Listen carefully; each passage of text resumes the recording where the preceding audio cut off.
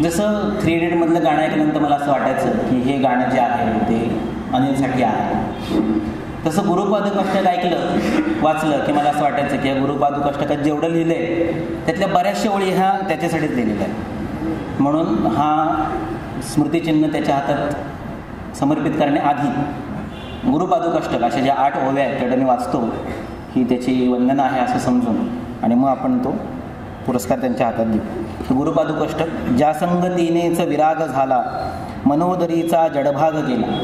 आमच्या मनामध्ये जो काही अज्ञान भाग होता तो त्याने घालवला. साक्षात परमात्मा मज भेटविला. आमच्या परमात्मा म्हणजे वाग्भट. त्याचं वैशिष्ट्य असं आहे की आम्हाला सिलेबसला अष्टांग संग्रह होता आणि हा माणूस आम्हाला अष्टांग हृदय शिकवत होता. आम्हाला असं एकदाही वाटलं नाही की विचारायचं अहो सिलेबसला अष्टांग संग्रह आहे आणि तुम्ही असं अष्टांगमध्ये का शिकवता आम्हाला आउट ऑफ सिलेबस, असं आमच्या डोक्यात आलं नाही. ज्या अर्थी तो शिकवतोय त्या अर्थी ते कल्याणाचंच आहे. या भक्तिभावाने ते काम केलेलं आहे. आणि माझं वैयक्तिक अनुभव गंमत इतक्या वर्षानंतरचं असं आहे की बुद्धीने जितक्या गोष्टी होतात त्याच्यापेक्षा कितीतरी जास्त गोष्टी ह्या भावनेने होतात. ते सगळं जग जे आहे ते IQ-वरती नाही चालतं, इंटेलिजंट क्वोशंटवर नाही चालत, ती EQ-वरती चालतं, इमोशनल क्वोशंटवरती चालतं. आणि त्या इमोशन्सला हात घालण्याची, त्यांना योग्य दिशा देण्याची क्षमता त्याच्यामध्ये पूर्णपणे होती. म्हणून मनोदरीचा जडभाग गेला, साक्षात परमात्मा मज भेटविला. आमच्या दृष्टीने परमात्मा म्हणजे वाग्भट आणि माझ्या वाग्भट म्हणजे तोच.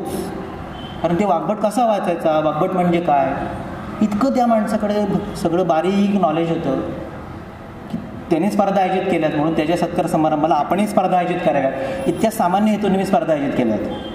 त्यांना मुद्दाम भरभक्कम पारितोषिक ठेवलं होतं की लोकांनी त्या पारितोषिकापोटी का होईना पण त्याच्यामध्ये पार्टिसिपेट करावं. पण त्यातले श्लोक ऐकल्यानंतर माझ्या अंगावर काटा आला सरसरून. मी श्लोक पाठांतर स्पर्धा मी त्यात ठेवली होती, त्याच्यातल्या चाली, त्याच्यातले उच्चार ऐकल्यानंतर असं सरसरून काटा आलं की हे जर अनिलला ऐकवलं तर तो आपल्याला मारेल, इतके भयानक त्याच्यामध्ये उच्चार होते. तो जेव्हा आम्हाला शिकवायचा तेव्हा एखाद्या श्लोकामध्ये प्रारंभिक पाणिनियमचे किती सूत्र अप्लाय केलेली, त्याची किती व्हरायटी, इतकं त्याला बारीक नॉलेज होतं. म्हणजे पाणिनियम हे संस्कृत पास होण्याचं शिकायचं असतं असं नाही, ते आपल्याला त्या टीका संहिता वाचताना त्या उच्चारांसाठी आहेत. व्यायामाचा अतियोग याची सूत्र तुम्हाला शिकवत होता, टीका आम्हाला सगळ्यांना शिकवत होता. तर म्हणजे हे जे सूत्र आहे वाग्भटाने लिहिलेलं, याच्यामध्ये विसर्गाचा उच्चार जितक्या पद्धतीने होऊ शकतो ते सगळे प्रकार एका श्लोकात आहे. एक आयुर्वेदीय माणूस ज्याची संस्कृतची डिग्री झालेली नाही आहे तो प्रारंभिक पाणिनियममध्ये विसर्गाचे किती प्रकारे उच्चार होऊ शकतात ते वाग्भटाच्या या एका श्लोकात आहेत असं सांगू शकतो. तृष्णा क्षय प्रथमको रक्तपित्तम श्रमक्लमः अतिव्यायामतः कासो जरश्छर्दिश्च जायते. म्हणजे ससजुषोरोनी त्याचा ओ होतो, त्याचा स होतो, त्याचा उपध्मानी होतो, त्याचा जिव्हामुली होतो, त्याचा स्तोष्टुनाष्टुनी श होतो. सगळे प्रकार एका श्लोकात आहेत. पण व्यायामाचा अतियोग शिकवताना प्रारंभिक पाणिनियम तिथे लागू पडतं असं कळणं इतकं त्याला समजत होतं. म्हणून आम्ही जेव्हा प्रारंभिक पाणिनियम पाठ केलं तेव्हा ते गंगा अधिक उदक असं नाही पाठ केलं, दोष अधिक उद्रेक दोषोद्रेक अशी सूत्र पाठ केली. प्रारंभिक पाणिनियममधली उदाहरणं नाही घेतली. जेव्हा त्यांनी सांगितलं की आपल्याला संस्कृतमध्ये BA आणि MA करायचं आहे तेव्हा वृत्त होती आम्हाला, तर ती वृत्तांची ज्या उदाहरणं होती ती काव्यशास्त्रातली, इथं काव्य कोणाला कळतं. तर आमची सगळी उदाहरणं मालिनी ननमय गणाने मालिनी वृत्त होते, मदन मधुका लंबा. तिथं संपूर्ण 3 वर्ष अभ्यास करून BAला जी लोक तिथं अपीर व्हायची त्यांच्यापेक्षा जास्त आयुर्वेदीय लोकांनी जे 2 महिने अभ्यास करून परीक्षा द्यायची. त्याला आदरणीय परशुराम सर मागे उभे आहेत, ते साक्षी आहेत की या पद्धतीने असे उद्योग झालेले आहेत. म्हणजे असे काहीतरी आउट ऑफ द ट्रॅक असेच उद्योग आम्ही केलेले आहेत. गाडगे सरांनी तर मराठी भावगीतं संस्कृतमध्ये ट्रान्सलेट करून ती आरती सांडवणी लीना कर्वे या जोडीला गायला लावून सगळी पारितोषिकं पहिली मिळवली. मग गाडगे सरांच्यावर बंदी घालण्यात आली की तुम्ही भावगीतं ट्रान्सलेट करून इथं नाही गायची. म्हणून हे जे म्हणलं ना, हे जे गुरुपादुकाष्टक आहे हेही त्याचंच वर्णन आहे की ज्या संगतीनेच विराग झाला, मनोदरीचा जडभाग गेला, साक्षात परमात्मा मज भेटविला, विसरू कसा मी गुरुपादुका. सदयोग पंथे घरी आणि येले. चांगल्या ठिकाणी आणलं. गाडगे सरांच्या क्लिनिकमध्ये रोज 1.5 तास वाचायचं आणि पुढचे 3 तास त्यांची प्रॅक्टिस बघायची. सदयोग पंथे घरी आणि येले, अंगेच माते परब्रह्म केले. आम्हाला वाग्भटमय करून टाकलं. मग अशी म्हटलं तसं आम्ही 16 वर्षाची 17 वर्षाची मुलं होतो, त्यामुळे शेजारच्या बेंचवर बसलेली पोरगी सुद्धा अरे ही आपली लाईफ पार्टनर बनू शकते असं वाटण्याचं ते वय. कुणाचाही पटकन प्रभाव पडण्याचा. पण आमच्यावर पहिला प्रभाव जो पडला तो साक्षात वाघपटाचा. तो पुढे उभा राहिला, मी त्याच्यात काय करेगा. पहिलं प्रेम त्याच्या झाल्यामुळे दुसरं प्रेम नसतं, दुसरी ॲडजस्टमेंट असतं. पहिलं लग्न त्याने वाघपटाशी लावून दिलं. ते अंगेच माते परब्रह्म केले, प्रचंड तो बोधरवी उदेला. बोधरवी, त्या ज्ञानाचा सूर्य असा बनवून तो आमच्यासमोर उभा राहतो. चराचरी व्यापकता जयाची. मला प्रत्यक्षाने असं जाणवतं की ही 3 माणसं, ही जी त्रयमूर्ती आहे, गाडगीळ सर, कोल्हटकर सर आणि अनिल, हे माझ्या अवतीभोवती कायम आहेत असं मला जाणवतं. तो प्रकार आहे. चराचरी व्यापकता जयाची, अखंड भेटी मजला तयांची. Continuous I am with their touch. परमपदी संगम पूर्ण झाला, विसरू कसा मी गुरुपादुकाला. जो सर्वदा गुप्त जनात वागे, कायम तो गुप्त राहिला.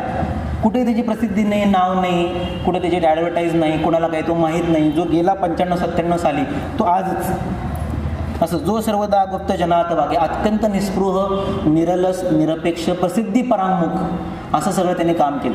हे सगळं काम करताना माझा जय जयकार, माझा उदो उदो झाला पाहिजे असं कुठे नाही. He was never a leader, he was always एक कार्यकर्ता.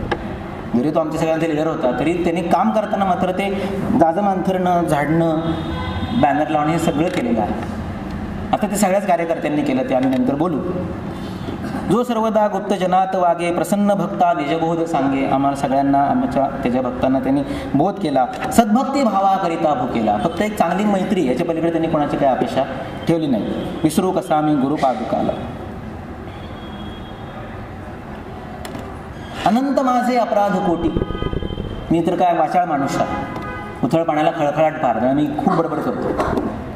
आणि ते कसं आहे, पूर्ण घटो नैव करो ते शब्द. एकदा घडा भरला की त्याला फक्त पाझर फुटतो, तर खळखळ खळखळ वाजत नाही. पण आमचं सगळं अर्धवट, त्यामुळे खळखळ खळखळ खूप होते. मग व्हॉट्सअपवर पोस्ट टाकली की त्याचा मेसेज येतो की हे असं वागायचं नसतं. अनंत माझे अपराध कोटी, नाणी मली घालुनी सर्व पोटी. ते सगळं त्यांनी क्षमा केलेलं आहे. त्याच्यावरती सूचना केली की असं वागू नको, तुझ्या या वक्तव्याचा असा परिणाम होऊ शकतो. इतकी जाणीव ठेवून जेव्हा जिथं शक्य झालं तिथं ते कान टोचण्याचे काम त्यांनी केलं. प्रबोध करिता श्रम फार झाला. 3 प्रकारचे शिष्य असतात, उत्तम बुद्धी म्हणजे तीक्ष्ण बुद्धी, मध्य बुद्धी, मंद बुद्धी. आम्ही 4थ्या प्रकारचे शिष्य होतो, बंद बुद्धी. त्यामुळे प्रबोध करिता श्रम फार झाला. आम्हाला शिकवताना त्याला भयंकर श्रम झाले की काय ढगोळे लोक आहेत सगळे, संस्कृत ओकठ म्हणता कळत नाही. त्यांना त्यांनी शिकवलं आणि दुसऱ्यांना शिकवता येईल इतकं सक्षम बनवलं. प्रबोध करिता श्रम फार झाला, विसरू कसा मी गुरुपादो, काही मला सेवनही न झाले. त्याने सगळं शिकवलं. मला काय सेवन, मला काही कळलं नाही. काही मला सेवनही न झाले, तथापि तेथे माझं उद्धरिले. तरी सुद्धा माझा जो उद्धार करायचा आहे तो त्याने तो केलाच. आता तरी अर्पण प्राण त्याला, विसरू कसा मी गुरुपादुकाला. किती आपण लौकिक अर्थाने म्हणलो की मी तुला प्राण अर्पण करतो, प्रत्यक्षात तसं होत नाही. म्हणून काहीतरी अर्पण करायचं जे तुझंच आहे सगळं. म्हणून हा अर्पण समर्पण करण्याचा हा सोहळाचा. आता तरी अर्पण प्राण त्याला, विसरू कसा मी गुरुपादुकाला. माझा अहंभाव वसे शरीरी. मी खूप हुशार, मी खूप ग्रेट, मला खूप लोक ओळखतात, असा मला जो ग आहे खूप, तो सगळा त्याला माहिती आहे. माझा अहंभाव असे शरीरी, तथापि तो सद्गुरू अंगीकारी. तरी सुद्धा त्याने तो माझा जो उद्धटपणा आहे तो गेले 20 वर्ष सहन केलेला आहे. नाही मनी अल्पविकार झाला. त्याला कुठलेही विकार त्याच्या मनामध्ये नाही. तो रागावला तरी तो चांगल्यासाठी रागवेल, तसं मनात असं आडी धरून बसणार नाही. अतिशय झऱ्यासारखं ते निर्झर असं ते शुद्ध, शेवाळ न साचणार असं ते मन आहे. नाही मनी अल्पविकार झाला, विसरू कसा आम्ही गुरुपादुकाला. जे मला नेहमी वाटतं त्याच्या बाबतीत ते वाक्य शेवटचं, आता कसा हा उपकार फेडू. त्याने हे जे आमच्यावर उपकार केले, व्यक्तिशः माझ्यावर खूप केले, तर आता कसा हा उपकार फेडू, हा देह ओवाळून दूर सांडू. अख्खा देहच त्याला वाहून टाकावा अशी परिस्थिती आहे, पण तसं लौकिक अर्थाने होत नाही. म्हणून हा देह ओवाळून दूर सांडू, म्या एक भावे प्रणिपात केला, विसरू कसा गुरुपादुकाला. म्हणून फक्त एक नमस्कार केला की हे जे मस्तक आहे तुझ्या चरणावरती कायमस्वरूपी ठेवलेलं आहे, त्याचा अर्थ ते देह तुला अर्पण केलेलंच आहे. म्या एक भावे प्रणिपात केला, विसरू कसा आम्ही गुरुपाद. जया वानिता वानिता वेदवाणी, म्हणे नेती नेती ती लाजे दुरुनी. वेदवाणी राहू दे, माझी वाणी किती त्याच्यावरती वर्णन केली तरी थकणार नाही आणि तरी त्याचं सगळं वर्णन पूर्ण होणार नाही. म्हणून ती लाजे दुरुनी, नव्हे अंत ना पार ज्याच्या रूपाला. ती म्हणतात ना दशांगुळ भरून उरलाय, तसं माझ्या सगळ्या आयुष्याला, ऐरवी आयुष्याला भरून उरलेला तो आहे. नसे अंत ना पार ज्याच्या रूपाला, विसरू कसा मी गुरुपादुकाला. आणि त्याचं जे दिव्यत्व आहे ते त्या शेवटच्या गुरुपादुकाष्टकाच्या श्लोकात येतं. जो साधूचा अंकित जीव झाला, त्याचा असे भार निरंजन आला, नारायणाचा भ्रम दूर केला, विसरू कसा मी गुरुपाद. हे माझ्या गुरूंना हे सगळं समर्पित करून लौकिक अर्थाने जे एक स्मरणपत्र आणलेलं आहे ते खरं तर मी द्यावं इतकी काही माझी योग्यता नाही आणि मुद्दाम मी कुठल्याही मोठ्या व्यक्तीला इथं बोलवलं नाही. खरं तर हा पुरस्कार एखाद्या ज्येष्ठ वैद्याच्या हस्ते, ज्येष्ठ गुरूंच्या हस्ते, एखाद्या प्राचार्यांच्या असं द्यायला पाहिजे होतं. मी मुद्दाम नाही दिला. शुभ हस्ते कोणाच्या दिले नाही. माझे हात शुभच, तो काही प्रश्न का नाही दिला? कारण इथं कुणालाही बोलवलं की त्याला एक अध्यक्ष आला. अध्यक्ष आला म्हणजे अध्यक्षाला बोलायला द्यायला पाहिजे. त्याला नाही बोलवून देऊन कसं आलं? मग सेंटर ऑफ अट्रॅक्शन 2 झाले. नको, मला तसं नको. हा सगळा प्रोग्राम देणार तो त्याच्या एकट्याचा आहे. मी इथं फक्त एक संचालक सुरुवात करून देणार म्हणून उभा आहे. तरीसुद्धा मी खूप बडबड केली. एवढी सुद्धा नव्हती करायला पाहिजे.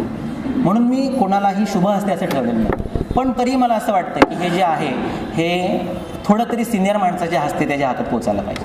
मग ते कुणाच्या हस्ते पोचायला पाहिजे? तर मी पूर्वपरांगी न घेता अशी नम्र विनंती करतो की त्याच्या इतकंच काम थोडं वेगळ्या पद्धतीने वर्षानुवर्ष ज्या माणसाने इथं राहून केलं त्या माणसाने वाटलंच मी मध्ये हात धरायला उभा राहतो, तर त्या माणसाने ते स्मरणपत्र जे आहे, सन्मानपत्र जे आहे ते अनिलला द्यावं. तर मी इथं उपस्थित असलेले अनिलच्याच बरोबरीने आयुर्वेद पुणेमध्ये ज्यांनी गेली 25-27 वर्ष त्याच पद्धतीचं काम अखंडपणे केलं, आजही ते त्याच पद्धतीने काम करतायत, तर त्यांना मी अशी विनंती करतो की आदरणीय अनेकांचे सर आणि आमचा जीवलग मित्र वैद्य रसिक पावसकर यांनी एक ज्येष्ठ मित्र या नात्याने हे सन्मानपत्र अनिलच्या हातात.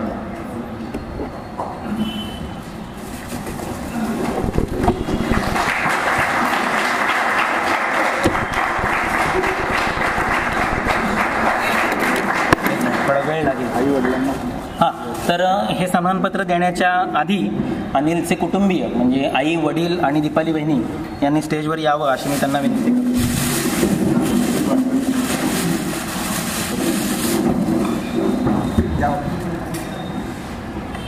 क्रॉस कट करायचं. हां,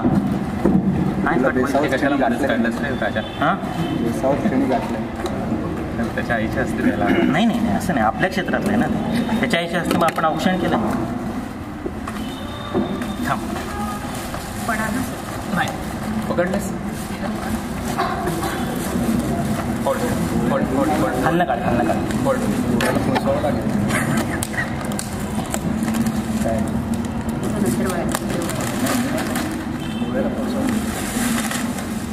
काढ, हल्ला काढ. धरलं.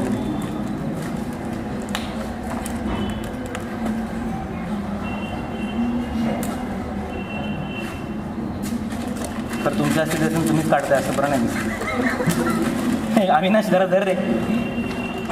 आपण सगळे ना कार्यकर्ते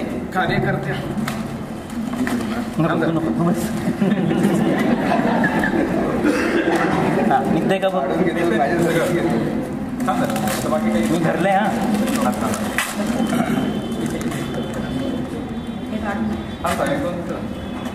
खरं आधी काढून ठेवायला पाहिजे, सॉरी, पण ते आधी कोणी बघू नये ना म्हणून मी पॅक करून ठेवतो. पक्का धरा. फोटो बनवतो.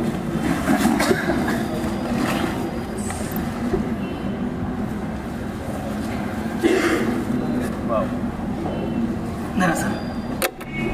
आई कुठे आहे? या ना इकडे या. इकडे या.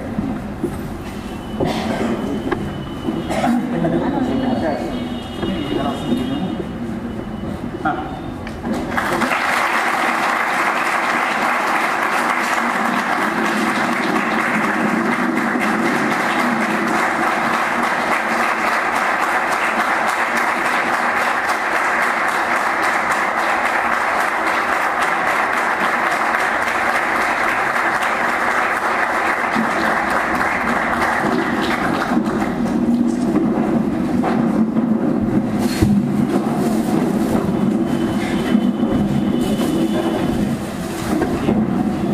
वाचून दाखव. द्यायचं ना सर? अनिल रसिक सर. हार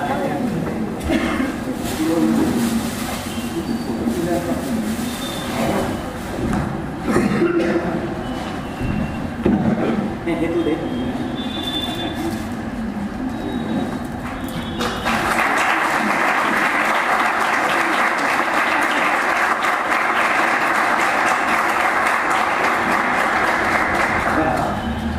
आणि हा माझ्या वापटाला आणि माझ्या हृदयातल्या देवाला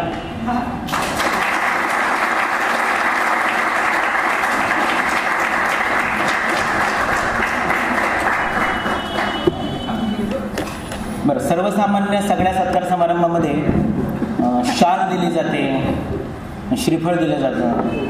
आता काहीतरी वेगळं करायचं आहे. श्रीफळ काय करणार तो घरी जाऊन? तो कोकणातच राहतो. श्रीफळाचं काय करतो? आणि शाल घेऊन फिरणे एवढा तो काय अजून ओल्ड एज झालेलं नाही. त्यामुळे त्याला रोजच्या ह्याच्यात वापरता येतील अशी महावस्त्र नाही, पण वस्त्र असं त्याच्या ह्याच्यामध्ये समर्पण करण्यासाठी म्हणून मी काही गोष्टी आणल्या, तेवढ्या मी त्याच्या हातात सुपूरक असतो.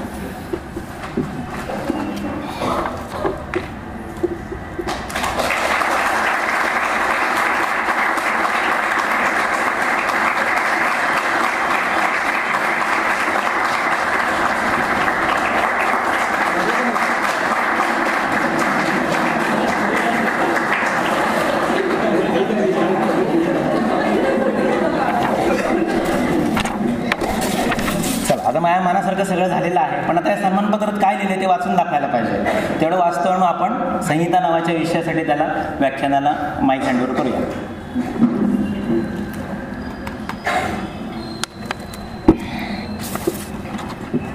जे आतापर्यंत बोललो तेच फक्त जरा क्रमाने लिहून काढलेलं आहे.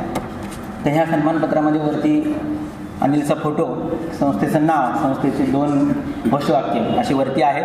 मैत्री Ayurved for healthy and happy life, वाक्सौष्ठवे अर्थविज्ञाने प्रागल्भे, सन्मानपत्र. तर ह्या पुरस्काराचं नाव सुरुवातीला वाग्भट हृदय जीवनगौरव पुरस्कार असं दिलं होतं. तर रसिक सरांचं म्हणणं असं की अरे त्याला अजून पुष्कळ जीवन येते, एवढं लवकर जीवनगौरव असं काही म्हणू नको. जीवनगौरव त्यांना देतात की ज्यांनी आता पुढे काही काम करायचं नाही आहे, तर त्याच्याकडनं पुष्कळ काम होणार आहे, तर आपण जीवनगौरव नको म्हणायला. म्हणून मग हे पुढचे 2 त्यांना मी सजेशन पाठवले, त्यातलं त्यांनी हे अप्रूव्ह केलं की वाग्भट हृदय आयुर्वेद भूषण असं आपण म्हणूया. तर आजपासून जसं काही थोर व्यक्तींच्या नावाच्या मागे शब्द लावलेले असतात की छत्रपती शिवाजी, विश्वरत्न बाबासाहेब आंबेडकर, तसं आजपासून अनिल पानसेंचं नाव वाग्भट हृदय आयुर्वेद भूषण वैद्य श्री अनिल पानसे.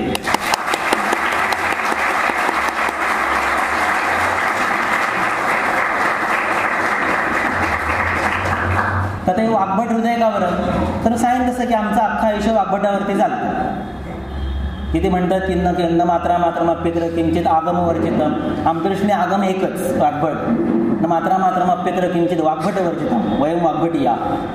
आपल्याला काही फरक कळत नाही, काही फरक पडत नाही, केवळ वाग्भटी किंवा वाग्भट, कारण तोंड वाची भटा आहे ती वाग्भट, आणि तेच त्यांनी शिकवलेलं आहे म्हणून त्याला ते नाव. आणि शिकवलं कशातनं? तर अष्टांग हृदयात नाही, म्हणून वाग्भट हृदय. आणि खऱ्या अर्थाने मला भावलेली जी व्यक्ती आहे आयुर्वेदामध्ये की जी ahead and beyond and above all the personal and professional interest, हे त्याचं खरं क्वालिफिकेशन. 95-97ला गोव्याला गेल्यापासून आजपर्यंत त्याने त्याचं ॲज अ प्रोफेसर काय काम केलं. वेतनावरती एक नियमितपणे काम करणं हा वेगळा भाग, पण आपल्याला यातनं काही मिळेल की नाही याच्याबद्दलची कुठलीही चिंता न करता आपलं काम उत्तमपणे समाजाला समर्पित करणे ही जी त्याची वृत्ती आहे, त्याला मी असं म्हटलेलं आहे की ahead and beyond and above all the personal and professional interest. त्यांनी कधी बघितलं नाही माझा फायदा काय नाही, म्हणून ते नाव आयुर्वेद भूषण वाग्भट हृदय आयुर्वेद भूषण वैद्य श्री अनिल पानसे. मग सुरुवातीला त्याचं वर्णन आणि नंतर त्यांनी केलेलं काम असं सन्मानपत्रात नमूद केलेलं आहे. आदर्श विद्यार्थी, प्रेमळ मित्र, ध्येयनिष्ठ कृतिशील नेता, नवोन्मेषशाली प्रज्ञावंत, प्रेरक गुरु, शिष्यप्रिय शिक्षक. आज त्याने स्वतःच पोस्ट टाकलेली आहे की गुरु आणि शिक्षकमध्ये काय अंतर असतं. आणि शेवटी मी त्याला लिहून पाठवलं की गुरु आणि शिक्षक हे दोन्ही सद्गुण तुझ्यामध्ये एकाच वेळेला उपलब्ध आहेत. आणि तेच आधी लिहून काढलं होतं की प्रेरक गुरु, शिष्यप्रिय शिक्षक, यशस्वी वैद्य. अनेक जण शास्त्राची नुसती बडबड करतात, आयुष्यात पेशंट मात्र तपासलेला नसतो, तसं नाही आहे. गेली 20 वर्ष तो तिथे गोव्याच्या आयुर्वेदिक हॉस्पिटलचा प्रमुख चिकित्सक आहे. म्हणजे कितीतरी चॅलेंजिंग गोष्टी ज्या रुरल भागामध्ये येतात त्या सगळ्या त्याने हँडल केलेल्या आहेत. म्हणजे यशस्वी वैद्य, दूरदृष्टीचा योजक. पुढे काय होणार आहे त्या दृष्टीने विद्यार्थ्यांना घडवणं, त्याचं प्लॅनिंग करणं, या गोष्टी त्याने केल्या. गुणग्राह, ज्याला जे येते त्यात त्याला प्रोत्साहन देण्याचं काम केलं. अत्यंत विनम्र, कधीही उग्रपणे बोलणं हे त्याला माहीत नाही. अत्यंत विनम्र, दीपस्तंभ, त्याच्याकडे पाहून आपल्याला दिशा मिळाली. निरंजन, फुटलेल्या फटाक्यासारखं नाही, निरंजन की ज्याच्याकडे पाहिल्यानंतर आपल्याला सात्विक, सोज्वळ अशी भावना येईल. दीपस्तंभ, निरंजन, ज्ञानज्योत, वंदनीय, प्रातस्मरणीय. वंदनीय अनेक असतात, पण सकाळी उठल्या उठल्या ज्याचं नाव घ्यावं, आपण म्हणतो प्रभाते म्हणजे रामचिंतित जावा, तसं माझं चिंतन जे आहे ते मला नाही. माझा एक मित्र आहे, मी तुम्हाला हे गमतीचा भाग आहे ते सोडून द्या. माझा एक मित्र आहे, त्यांनी त्याच्या देवाऱ्यामध्ये माझा फोटो लावला. म्हणजे इतक्या लवकर त्याने मला फोटो घातले. तो आंध्र प्रदेश युनिव्हर्सिटीचा टॉपर होता. माझ्याबरोबर जामनगरला 3 वर्ष बरोबर राहिला. त्यामुळे त्याला ते मी माझ्याबरोबर असल्यामुळे तो तसाच गाजला माझ्याच पद्धतीने. आम्ही बिघडलो तसं तोही बिघडला. आणि सुदैवाने त्याला पुढचं जे पोस्टिंग मिळालं ते अनिल पांडसेच्या डिपार्टमेंटमध्ये गोवा कॉलेजमध्ये मिळालं. म्हणजे 3 वर्ष माझ्याबरोबर आणि त्यानंतर पुढची 10 वर्ष त्याच्याबरोबर. त्याच्या आयुष्याचा जो काही एकूण सगळा जीवनपट बदलला त्यामुळे तो ते. मी काय देवाला जाऊन फोटो ठेवलेला नाही, पण इथे मात्र आहे. म्हणून प्रातस्मरणीय. शास्त्रवेत्ता, मग असं तसं नुसतं शास्त्र आयुर्वेदापुरतं नाही, सगळ्या अर्थाने माहीत असलेला शास्त्रवेत्ता.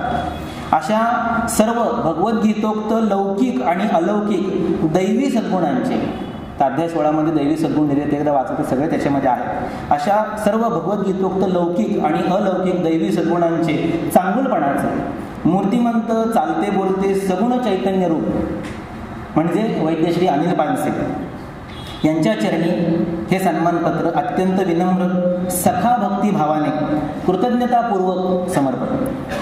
1990 ते 95 या काळात स्वतःच्या विद्यार्थी दशेपासूनच संस्कृत भाषेचे कोणतेही ज्ञान आणि पार्श्वभूमी नसणाऱ्या कनिष्ठ विद्यार्थ्यांना, आता हे सगळं मराठीत आहे म्हणून, आता ज्युनियर स्टुडंट्सला असं म्हणणार होतं, कनिष्ठ विद्यार्थ्यांना अत्यंत कळकळीने आयुर्वेद संहिता व टीका यांचे निरपेक्षपणे व निरलस वृत्तीने अध्यापन करून त्यांच्या मनात आयुर्वेदाबद्दल जाज्वल्य निष्ठा व उद्यमशील कृती प्रवणता रुजवली. केवळ पुस्तकी ज्ञान ग्रंथवाचनापुरतेच मर्यादित न ठेवता त्यांना श्लोकपाठांतर स्पर्धा, औषधीकरण, चिकित्सानुभव व वक्तृत्व यासाठी संधी निर्माण करून कुशल बनवले. आपल्या या निस्वार्थ प्रसिद्धी परांमुख शास्त्र समर्पित सत्कार्याला आमचे शतशः नमस्कार.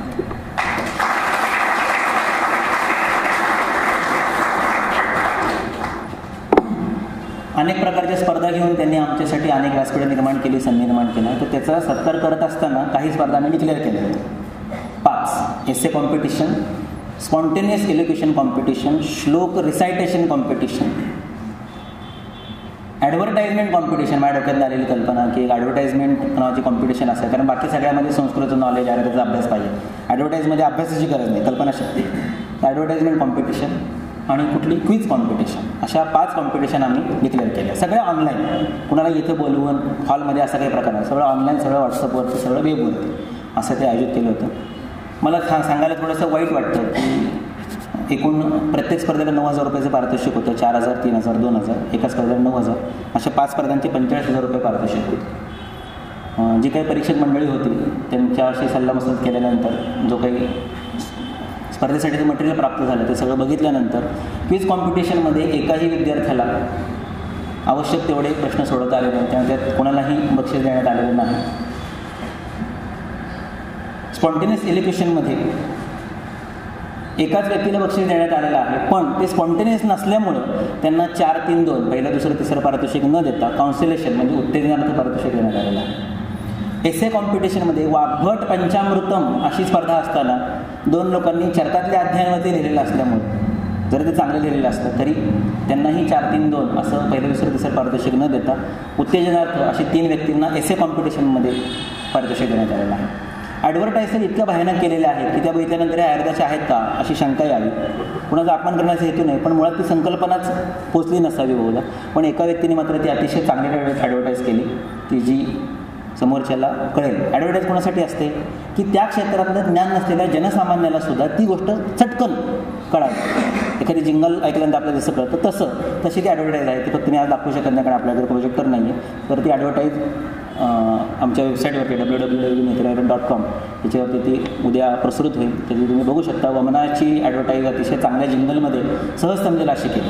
तर मग अशी मी जसं म्हणलो की त्या ॲडव्हर्टाईजमेंटचं परीक्षण हे आमच्या सौंनी केलं की जी नॉन मेडिको आहे तर तिला एक जनसामान्य म्हणून ही ॲडव्हर्टाईज वाचल्यानंतर, पाहिल्यानंतर, ऐकल्यानंतर ऑडिओ, पिक्चर किंवा व्हिडिओ काही कळतं आहे का बाबा, कळलं का, मग ही अपिलिंग आहे, महिला पारितोषिक आहे. तसं एका व्यक्तीला पारितोषिक देण्यात आलेलं आहे. आणि श्लोक इतक्या भयानक पद्धतीने म्हणलेले आहेत की त्यांनी मला जसं शिकवलं की अरे श हा वेगळा असतो आणि श हा वेगळा असतो, असं एकाचंही उच्चारण नाही. अनुष्ठुप छंदामध्ये 8 अक्षरं असतात पण लोकांनी क्रियते अष्टांगहृदयम असं म्हणून त्याचे 9 अक्षरे केलेले आहेत. म्हणजे जे बेसिक श्लोक उच्चारणाचे नियम आहेत ते सुद्धा पाळले नाही. काही भयानक चाली लावलेल्या आहेत श्लोकांना नवीन की ज्या ॲक्सेप्टेबल नाही आहेत. हे सुखकर्ता, दुःखहर्ता, वार्ता, विघ्नाची ही चाल तुम्हा आम्हाला मान्य, बरोबर. पण संगीतबद्ध करताना त्याला जर वेगळी चाल लावली तर अर्थाचे अनर्थ होतात. लता मंगेशकरांची आरती सगळ्यांना माहिती, पण ती अर्थाचा अनर्थ करते. सुखकर्ता, दुःखहर्ता, वार्ता, विघ्नाची, हो हो वार्ता विघ्नाची. मी गणपती बाप्पा तू सुख करता, दुःख करता आहे आणि हो नक्की तू विघ्नाची वार्ता आहे, असं आहे का ते? हे चाल बदलली अनुष्ठुप छंदाची की त्याचं अर्थ बदलतात. 8चे 9 अक्षर हे सुद्धा बेसिक नियम आहेत. विसर्गाचे उच्चारण आहेत, उपध्मानाचे उच्चारण आहेत. जेव्हा त्यांनी जे शिकवलं ज्या पद्धतीने श्लोक पाठ करायचे, आम्ही तर बाकीची अपेक्षा केलीच नाही की मधनंच म्हणा, सलग म्हणा, आम्ही सांगतो तिथनं म्हणा, असं काहीच नाही. फक्त श्लोक नीट उच्चारायचे होते, तेही नाही. मग त्यातल्या त्यात ज्यांनी सहन करण्याजोगं उच्चारण केलेलं आहे अशा 2 व्यक्तींना श्लोक पाठांतराचं पारितोषिक देण्यात. असे एकूण 7 पारितोषिकं देण्यात आलेली, पण ती पहिली, दुसरी, तिसरी नाहीत. त्या 7 पैकी जर कोणी तो उपस्थित असेल तर त्यांनी ते पारितोषिक वैद्य अनिल पानसे यांच्या हस्ते स्वीकारावं अशी मी त्यांना विनंती करतो. पहिलं पारितोषिक आहे स्पॉन्टेनियस इलोकेशनसाठी स्फूर्ती नाईक यांना. ते बहुतेक इथे नसावेत, आहेत का? नाही. दुसरं पारितोषिक जे आहे ते एसे कॉम्पिटिशनमध्ये 3 व्यक्तींना देण्यात आलेलं आहे. त्यातले एक जण इथे उपलब्ध आहे, ते नाशिकवरून खास वैद्य अनिल पानसे यांचं व्याख्यान ऐकण्यासाठी इथं आलेले आहेत. तर वैद्य मयूर सुराणा यांना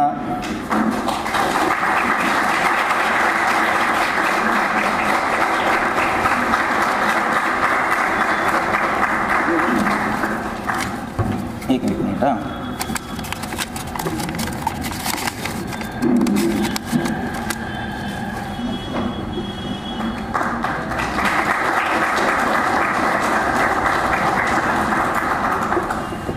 एसेतलं दुसरं कॉम्पिटिशनचं पारितोषिक जे आहे उत्तेजनार्थ ते सोनल मांडे नाशिक यांना मिळालेलं आहे. आणि तिसरं जे आहे ते इथं ईर्षामध्ये भारतीय विद्यापीठामध्ये ज्या काम करतात त्या स्नेहा कुलकर्णी यांना मिळालेलं आहे.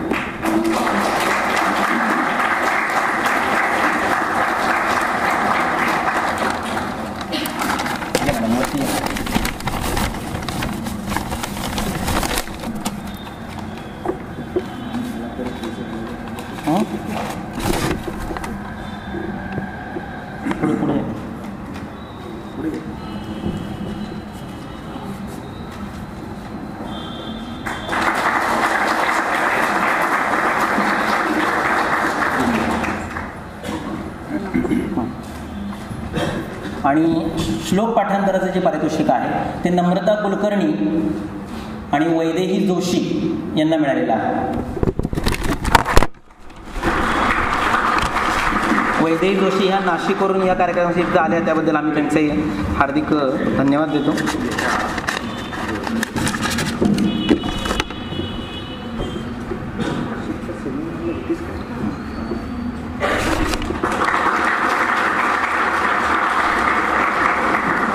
अशी एकूण 6 पारितोषिक आहेत. आणि शेवटचं जे पारितोषिक आहे ॲडव्हर्टाइजमेंट कॉम्पिटिशन हे पुन्हा श्लोक पाठांतर स्पर्धेतल्याच नम्रता कुलकर्णी यांना देण्यात आलेलं आहे. तर हे अनुपस्थित आहेत. फक्त स्नेहा कुलकर्णी, मयूर सुराणा आणि वैदेही जोशी हे पारितोषिकाचे मानकरी इथं उपस्थित आहेत. त्यांचं मी पुन्हा एकदा हार्दिक अभिनंदन करतो.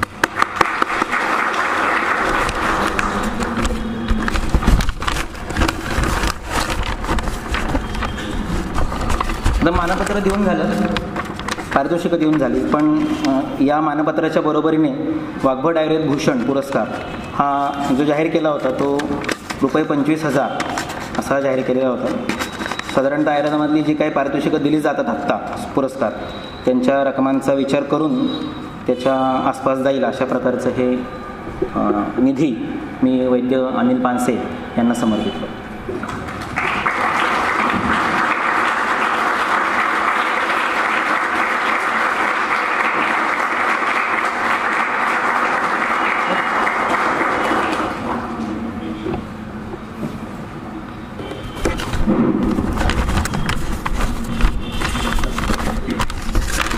इथे या स्टेजवर माझं जे काम आहे ते आभार प्रदर्शन वगळता संपूर्ण झालेलं आहे. तर सत्काराला उत्तर देणे आणि सरांना जो विषय सुचवला होता संहिता अभ्यास आणि त्याची आवश्यकता, अनिवार्यता, पद्धती आणि त्याची चिकित्सकीय उपयोगिता यावर त्यांनी त्यांचे विचार मांडावेत. आणि आमच्यापेक्षा जे ज्युनियर विद्यार्थी ते उपस्थित आहेत त्यांना त्यांच्या त्या मी आत्तापर्यंत वर्णन केलेल्या तेजस्वितेची प्रचिती त्या व्याख्यानातून त्यांना यावी अशी मी सरांना विनंती करतो.